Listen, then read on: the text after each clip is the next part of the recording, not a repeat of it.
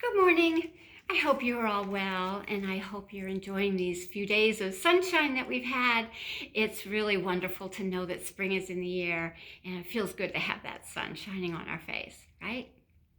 Well, last week we started our new rotation. It's our study of angels. And I showed you our altar that I made last week, but I want to show you the altar today because I've made a couple of little changes that I thought I'd like to share with you. So let me step aside. Here's our pretty altar.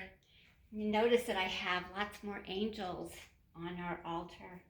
And this beautiful picture, a friend of mine painted that for me. It's a picture of two little angels looking out the door. I love that picture. It was made by my friend Elisa Williams. She painted that, and I love that. But there's our little altar of angels. And I put more of them on our altar because I really wanted to bring attention to the fact that I think there are lots and lots of angels out there, more and more I see every day. So let's talk about angels. An angel, remember the definition in our dictionary, is someone that is divine and a messenger for God. Angels are also some that protect people, who provide support and comfort. That's what our dictionary describes as an angel.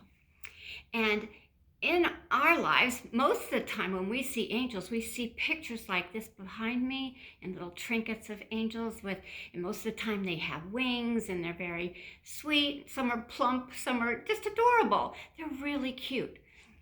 But you know what? In our Bible, the Bible describes angels sometimes much different than that, which we see. In Ezekiel, it describes an angel as having many faces. And in our Bible, some are described as being shining and glowing, and some are fiery. Some have wings, and some don't. Some of the angels in the Bible are seen. Sometimes the angels are just heard. And I think that's true in our lives too. The messengers for God, the angels that come into our lives, are often some seen and some not seen, and some heard. Sometimes the angels we hear are words that we hear from someone else, maybe that we needed to hear, words of encouragement, maybe, and comfort. So that's a little bit of information about angels. And I wanted to read to you a Bible story this morning. It's really, for me, a Bible story of hope. And boy, we all need hope, right? This is a really neat story that I'm going to read to you from Luke. And it's called An Angel Tells About the Birth of John. And that would be John the Baptist. So let me read to you our Bible story. One day, Zachariah's group of priests were on duty, and he was serving God as a priest. According to the customs of the priests, he had been chosen to go into the Lord's temple that day and to burn incense while the people stood outside praying. All at once, an angel from the Lord appeared to Zechariah at the right side of the altar. Zechariah was confused and afraid when he saw the angel, but the angel told him, "Don't be afraid, Zechariah. God has heard your prayers. Your wife Elizabeth will have a son, and you must name him John. His birth will make you very happy, and many people will be glad. Your son will be a great servant of the Lord. He must never drink wine, and the power of the Holy Spirit will be with him from the time he is born. John will lead many people in Israel to turn back to the Lord, their God. He will go ahead of the Lord with the same power and spirit that Elijah had. And because of John, parents will be more thoughtful of their children, and people who now destroy God will begin to think that they ought not to. This is how John will get people ready for the Lord." Zechariah said to the angel, "How will I know this is going to happen? My wife and I are very old." And the angel answered, "I am Gabriel, God's servant, and I was sent to tell you the good news. You have not believed what I have said, so you will not be able to speak a thing until all of this happens. But everything will take place when it is supposed to." And the crowd was waiting for Zechariah and kept wondering why he was staying so long in the temple. And when he did come out, he couldn't speak, and they knew he had seen a vision.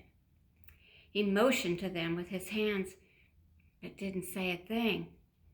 When Zechariah's time of service in the temple was over, he went home. And soon after that, his wife was expecting a baby, and for months she didn't leave the house. She was so blessed to be with child. So that's our Bible story of an angel that appeared to Zechariah and gave him the good news of the coming of his child. And remember, in our Bible story, Zechariah and his wife, they were very, very old, so they never thought that they would have a child. But the messenger from God, the angel, said, "Do not be afraid. I bring you good news." And he tells them about the news of their son that they would have. Now, in our Bible story, you notice that the angel says, "Zechariah, do not be afraid." And many times in our Bible, when an angel appears to someone, they often say that, "Do not be afraid." So it makes you wonder, why do you suppose they say that? Why do you think they say, "Do not be afraid"? Might it be because they look very different from you and I, or them? Maybe. Maybe Zechariah, in this case, was so surprised. He certainly wasn't expecting an angel. So when he was startled and looked confused, the angel said, "Don't be afraid. I'm a messenger from God. And there's nothing to be afraid of." And I think that that's true in our lives too. We need not be afraid of the angels that we see in our lives, or see traces of the angels in our lives. There's lots of instances of that I've seen and I've seen witness to. I have a big long list that I have made, but I'll share just a couple of them with you.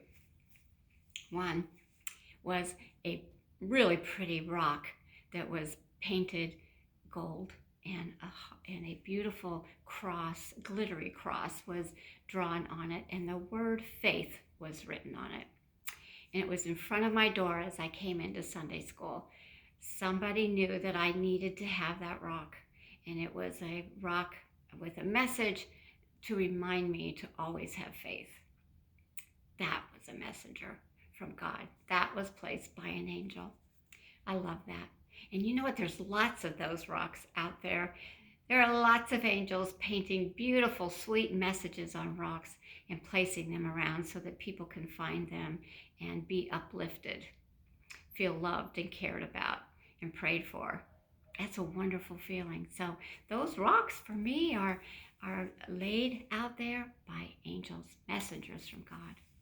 There's lots of other things, lots of good things that are happening in the world, spreading God's word and God's goodness and love. How about all those people who are helping those who need food? They're bringing food to them, maybe because they can't go out themselves and shop, so they're bringing their groceries. Some can't afford to go shopping, so some people are being kind and loving and providing food for them. There's a lot of that going on, and I know that those people doing that are messengers from God. How about those people that are giving thanks to all of our nurses and doctors and the EMTs and all those people out there who are protecting us and keeping us safe and making us healthy again?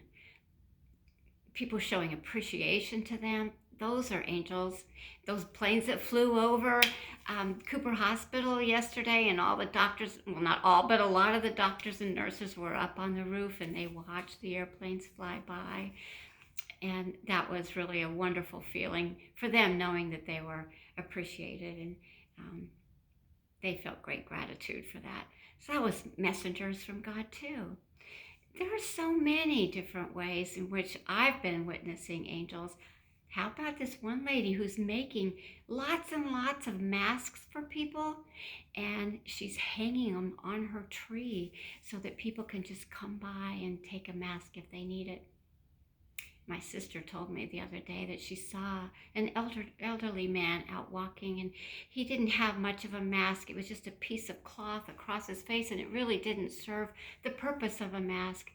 And my sister Mary felt so badly that she didn't have a mask for him. So she has decided to make masks and keep them in her purse for when she might find an opportunity to give them to somebody who needs them. There's lots of wonderful things happening out there, and those are just a few that I have seen. As I said, I've made a list of the different ways I've seen angels. Somebody told me long ago that if you look for red cars on the road, you will find lots of red cars, and that's true. And that's also true about finding the good in the world. During this time of the pandemic, I'm trying to find all the good in the world, and I'm seeing a lot of it. So when you concentrate on just finding that one thing, the good things that are happening in the world, the messengers for God, the acts of goodness and kindness, you will find them. So that's my assignment for you. I want you to start being more aware of perhaps angels in your life, traces of angels that you see. Wake up every day with the thought in your mind, I wonder where I will see an angel today. Keep that in your mind. And throughout the day, I bet you will see lots of acts of God's goodness, lots of things and words and acts that are brought by God's angels, God's messengers. I think you'll be surprised about how many angels you will see in your life. And I want to hear about them. So send them to my email address, okay? I'd love to hear from you. Write it down so that you will always remember the angels in your life. Speaking of angels, I want to hear from you if you want to be an angel in our Angel Mail ministry. So read the emails that I've been sending to your parents. It gives all the instructions and describes what Angel Mail ministry is. Send me your name and to my email address, and I will send you what you need so that I can create an army of angels here at the church who can be angels to one another. So look for that, okay? So until I see you again, just know that I love you so much and I miss you so much. I pray for you every day. And please remember to be safe. Wash your hands and be well. And may the peace of God be with you. I'll see you again soon, you little angels. Bye.